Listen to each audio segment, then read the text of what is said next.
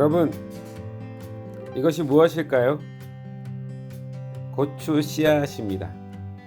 토종 고추 씨앗. 어떤 분이 주셔서 제가 이 씨앗을 땅에 심었는데요. 저는 씨앗에 참 관심이 많습니다. 너무 신비하거든요. 저희 화단에 이 고추 씨를 이렇게 심었는데 한 달쯤 지났나요? 이렇게 씨앗이 새싹으로 자라났습니다.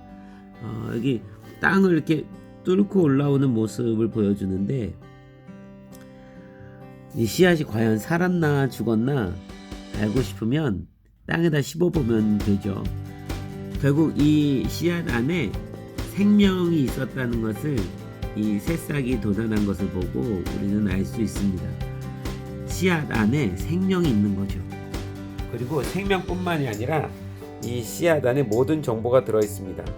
나중에 커서 뭐가 될지요. 얘는 고추가 되겠죠. 우리가 보는 것처럼 초록 색깔의 길쭉한 그리고 매운 그 모든 정보가 이 씨앗 안에 다 들어있는 거예요.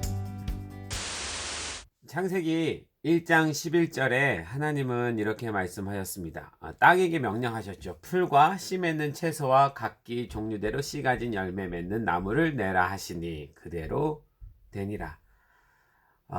여기에 씨 맺는 채소, 씨 가진 열매 맺는 나무, 이런 말씀이 있죠. 여기서 이제 씨라는 말은 이 씨라는 단어가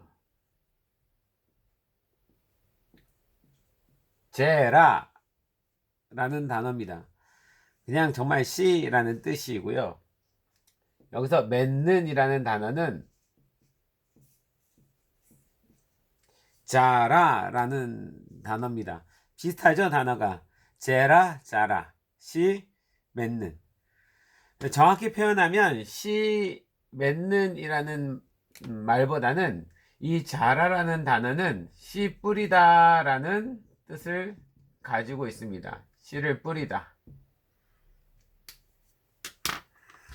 그러니까 씨가 다시 뿌려지는 어떤 것을 이제 자라라고 얘기를 하는데, 그러니까 씨는 당연하게 열매가 되었을 때 그 안에 씨를 가진 생명이 탄생하잖아요. 그럼 그 씨는 다시 뿌려져야 되는 것이 영적인 원리입니다. 그래서 이 자라는 말은 단순히 씨가 맺혀졌다라는 뿐만이 아니고 씨가 다시 뿌려졌다라는 의미를 갖고 있는 거죠. 하나님께서는 그 생명이 계속 땅에서 다시 생명으로 태어나기를 원하시는 거예요. 그래서 씨를 가진 채소, 씨를 가진 열매가 나타나기를 원했던 것입니다. 여러분, 우리가 지금 보고 있는 이 모든 세상은 우리가 매일매일 그 식물들이 자라서 씨를 맺고 그 씨를 스스로 땅에 뿌리고 그래서 또다시 그 열매들이 나오는 것을 보고 있는 것입니다. 봄 되면은 우리가 이렇게 꽃씨들이 많이 날리는 걸 보게 되죠. 그 꽃씨들은, 그 나무들이 자신의 생명을 계속 더 번성하고 유지하기 위해서 스스로 꽃씨를 날리는 것입니다. 어렸을 때 우리가 민들레 홀씨 이렇게 후 불어서 날렸던 경험 있죠. 그것이 그냥 풀이나 나무들이 스스로 자기의 생명을 유지하려고 하는 어떤 자연적인 현상이 아니라 하나님께서 그렇게 창조하셨다라는 말이죠.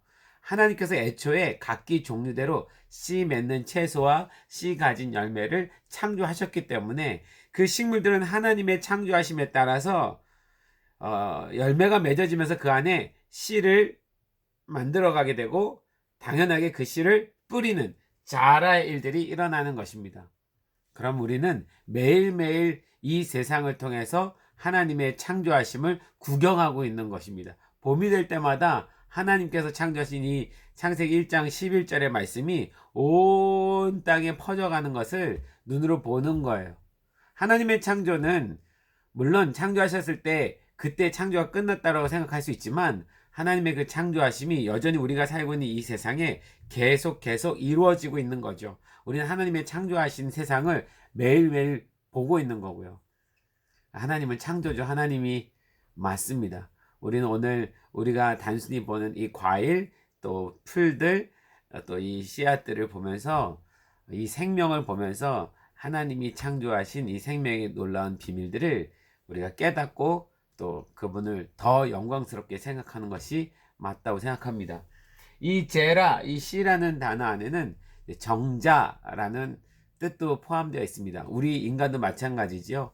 우리가 생육하고 번성해야 되는 이유도 하나님의 창조 섭리 가운데 들어있는 것입니다.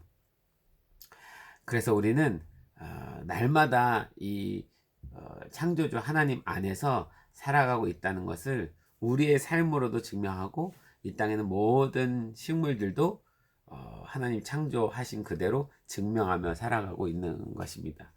오늘도 그 하나님의 창조하심 안에서 살아가는 우리 모두가 되었으면 좋겠습니다.